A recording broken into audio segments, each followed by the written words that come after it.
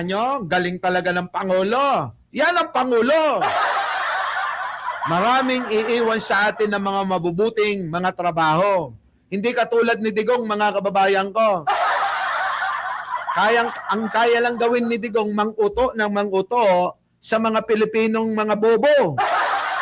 Biruin ninyo, mga kababayan ko, biruin ninyo, sinabi na nga, mga kababayan, na ang Rodrigo Duterte, ang sabi ni Sara noon, ano sabi ni Sara? Abay, paniwalang-paniwala sila.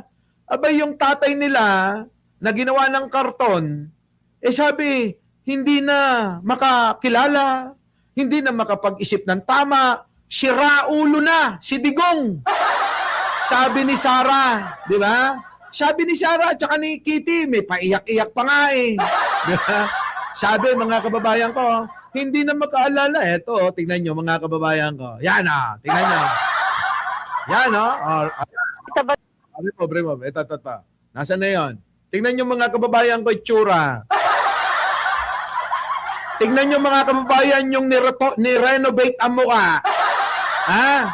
Ano sabi, mga kababayan ko? Pakinggan nyo. Anak ng dating Pangulong Duterte na malapit ng mategi sa The Hague.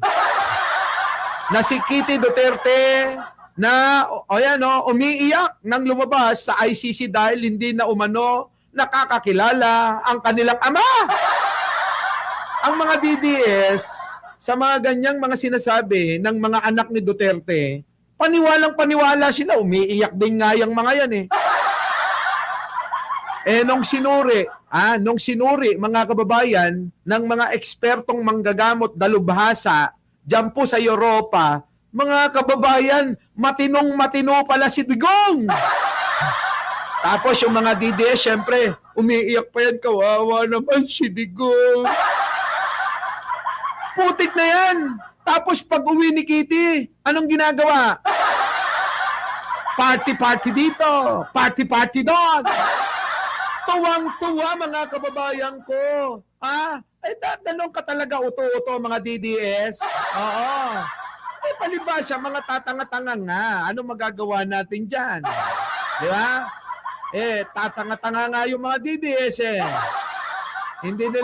Hindi nila maintindihan, mga kababayan, na inuuto lang sila. O, kita nyo, paiyak-iyak dyan, pero pag nasa Pilipinas na, anong ginagawa? Yan o! Kita nyo?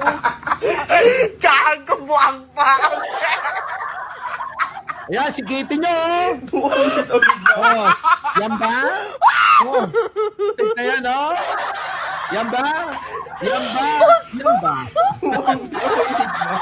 Tignan, parang binibenta lang.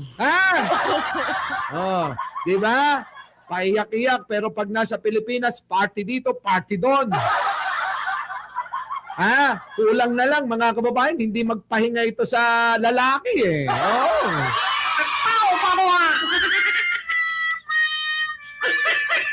Nagugulat ako, mga kababayan eh.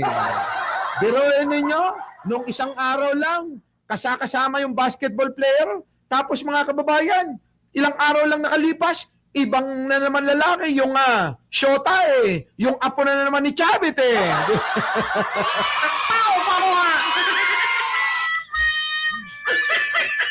Ganyan katanga yung mga DDS. Sukdulan ng mga katangahan yan, kaya hindi nga umaasenso buhay eh. Di ba? Tapos sisi ng sisi. Kita nyo si Kitty, parang kinikiliti yung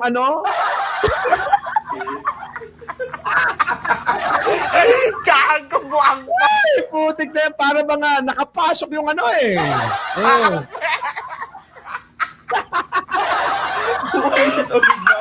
Very good. Yan po. Kita nyo, sumisigaw pa.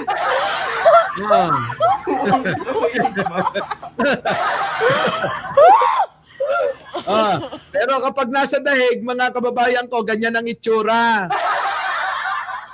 Pero ang mga DDS naniniwala na ang si Digong, wala na talaga, si Raulo na. Hindi naman ako nagsabi na si Raulo si Digong eh. Sila mismong magkakapatid eh. Di ba? Sila mismo na magkakapatid, mga kababayan, na nagsabi na Siraulo na si Digong. Ayan o.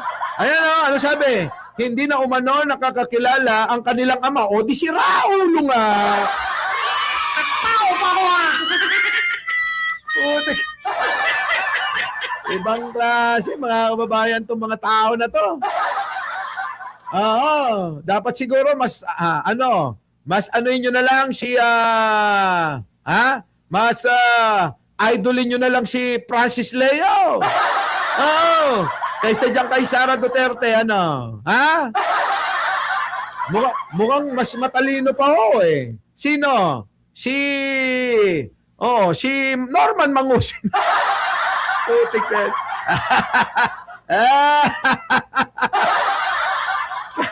Kawawa naman itong mga DDS, kita nyo, imbis ho, mga kababayan, atupagin ng mga magkakapatid na Duterte, yung pong Davao City, na punong-puno na ng droga, sabi nila mga kababayan addict daw si Pangulo, ganon.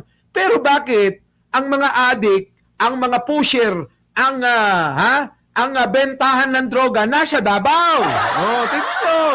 Tida ko po si Bril Montalvo ng News 5. Kita nyo mga kababayan ko, dito kayo magtataka, sabi, addict daw si Pangulo. Pero bakit sa Davao City, laging nire-raid mga droga, mga kababayan, ang nadidiscover? Magandang umaga mga kapatid. Ako po si Bril Montalvo ng News 5. Nandito tayo ngayon sa isang bahay sa Barangay Kabantian, Davao City, kung saan ito ngang Davao City daw, hindi naman Ilocos Norte.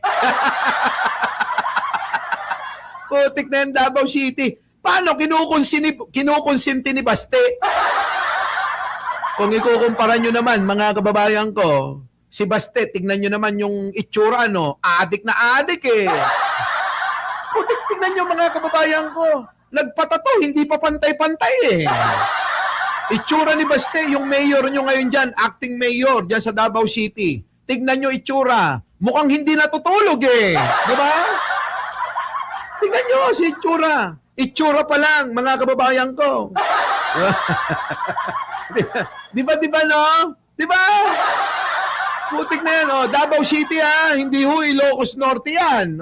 Davao City, kung saan Davao City daw. Putik.